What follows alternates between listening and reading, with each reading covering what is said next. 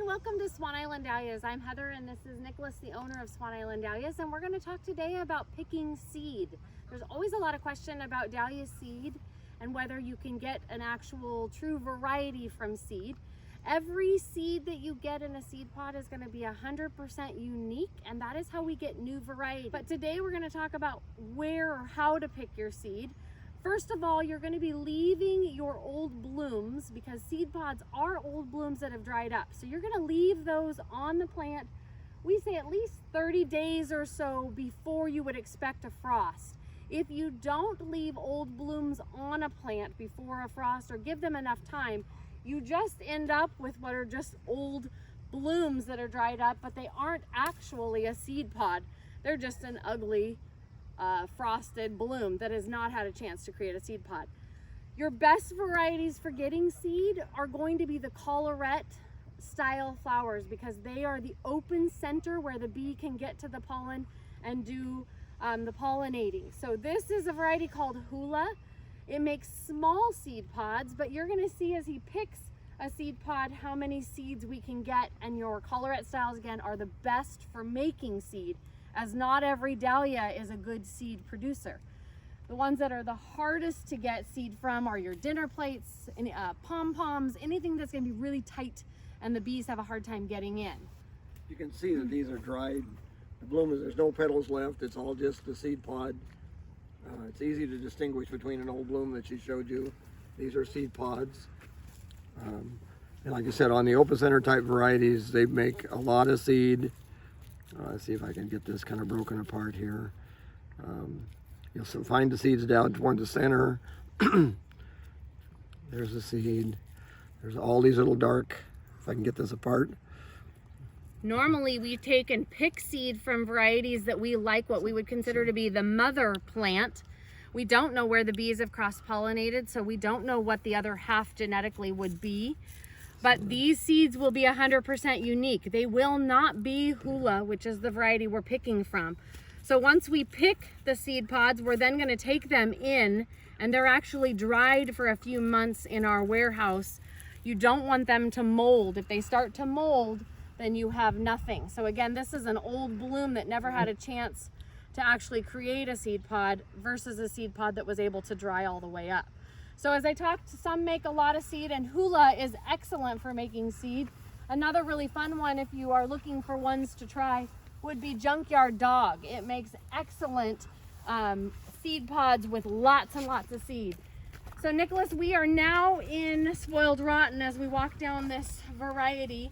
He's gonna find you a few seed pods and just show you that this variety, although it's an outstanding blooming variety that we love, that was introduced a few years ago, it doesn't make much seed. So here's a couple he's going to show you. Yeah, as you can see, there's not a lot of the seed pods looking like we just saw over there in the open center variety.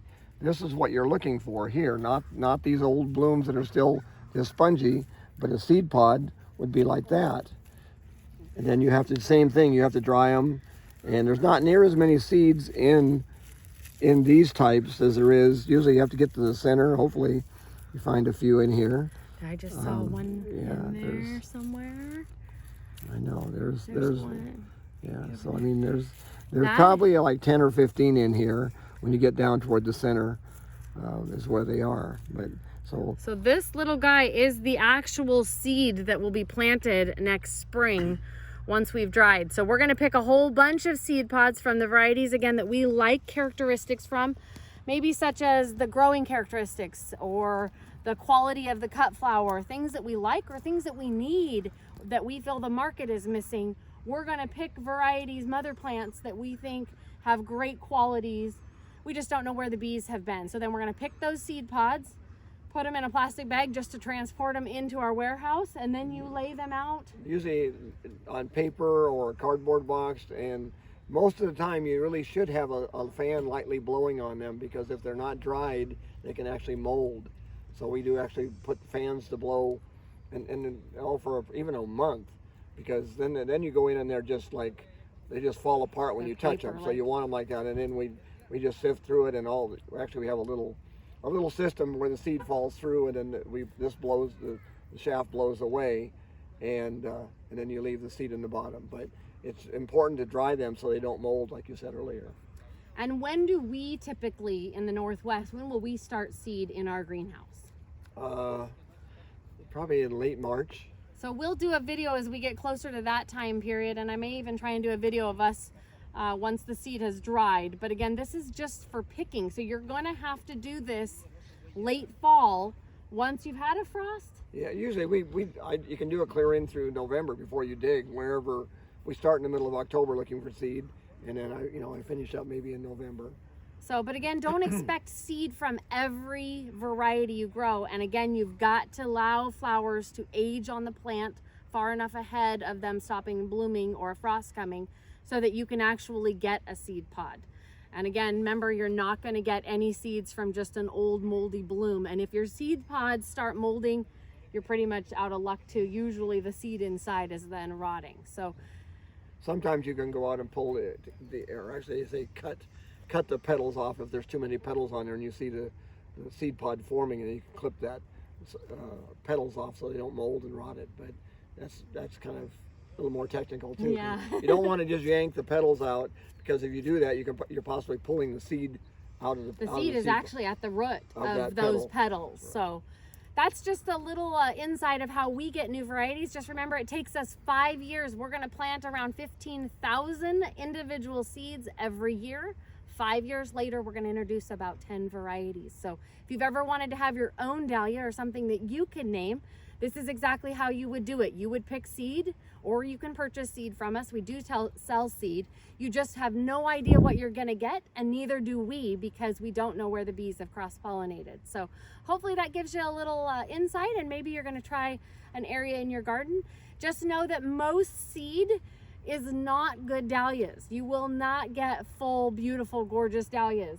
Think about if we plant 15,000 and 5 years later introduce about 10, that means we've got things that are missing petals, that are droop headed, weak stems, all different things. So we try to go pretty much by the American Dahlia Society classification codes and find good dahlias and strong dahlias to bring on the market. And that seed is actually going to produce a very, very small, or I shouldn't say very small, a small clump the first year to give you tubers. And again, tubers stay true, so you don't have to worry about that variety changing as much. So seed, again, is how we get new varieties. Tubers stay true. So if you want to take a little experiment and try in your own yard, we recommend it. But we just wanted to share with you today how you can pick your own seed. So now what you're looking at are seed pods. These are old blooms that we've picked last fall. And these are the old blooms that are drying up and have just been laying in our storage rooms, actually up in about 60 to 70 degree rooms, making sure that they're just air drying so that we didn't have any mold on them. Once they've air dried for about 3 months, we get to the point where we can actually just start spreading or shredding the old blooms apart, the seed pods, and they'll fall apart. And so now we've got a mix of the actual seeds and the little petaloids that need to be disposed of. So we thin this out. You can actually kind of blow on it and move much of the junk, I should say, away and out of the way, because what you want to be left with is just the individual seeds. And so you want to get rid of all of the just kind of husks that are in there. This is all junk, so get rid of those. So we want to keep just these good seeds.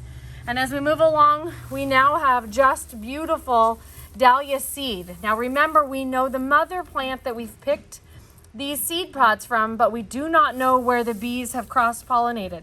So each one of these is completely genetically different than the next and is not a variety that's already out on the market or that's been introduced. So now that these seeds are ready to go, we're going to take these into the greenhouse and get them started. So these seeds are from last year's old blooms. We sell them in a little packet of 100. Actually, we give you a lot more than that.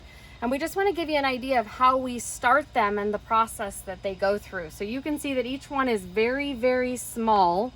They've usually get about 15 seeds, sometimes more or less, depending on the old bloom. And these are collected late in the fall.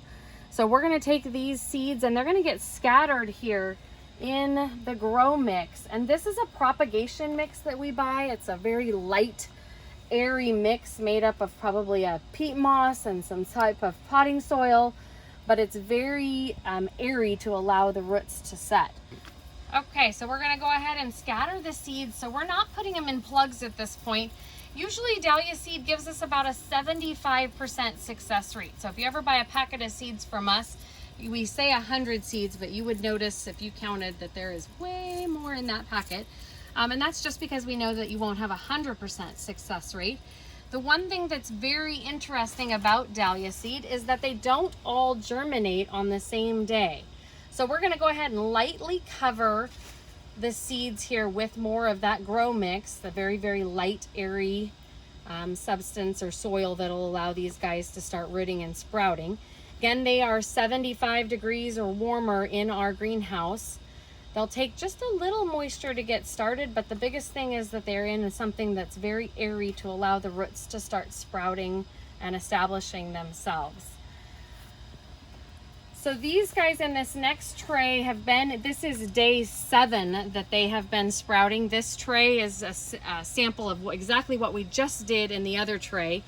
So far we're only seeing about 20 sprouts. So we know that in the next another week to 10 days, we'll start to see some more. You're starting to see some little tiny guys starting to sprout here. They're just starting to come through, and there'll be lots more that will pop up. But again, you won't have a 100% success rate, which is why we recommend starting them in a flat tray like this before we start them in an actual individual little slots in the trays and the plugs. So he's gonna go ahead and give these guys a nice watering just to soak that tray through. Rigoberto, about how often will you water them? About once a week? Yeah. Once every 2 to 3 days? How often are you watering? Dos veces por semana. So we're gonna water them usually about 2 times a week, as long as it's not too hot in here. Obviously we'll have to adjust that if the temperature is different. But we're hoping once these guys get a little bigger, probably about 3 inches or so, they will then get moved into the plugs, similar to what we did with the cuttings. So these guys have only been sprouting, like we said, about a week, and we're gonna wait for them to be sprouted 3 to 4 weeks. And once they have done that, they will get moved into the plug trays, and again, not be planted until mid-May or after frost for us, which could be the end of May, depending on our season. We do about 15,000 seeds or seedlings a year. This is how we get new varieties. So if you've ever wanted to play, this is the fun part. Every one of these seeds is 100% unique. This is how we get the new varieties. We've let the bees cross-pollinate them back and forth. We know where we've picked the seed from, but we don't know where the bees have been in between that. So each one of these new little babies is a new dahlia that's never been introduced before, and it allows us to grow them to see what we like. We start with about 15,000 on year 1, and 5 years later we introduce about 10 varieties. So if you ever want to play with the dahlia seed, we offer it, or you can try collecting your seeds at the end of a season. Again, for more information, visit us at dahlias.com. Thank you so much. I'm Heather with Swan Island Dahlias.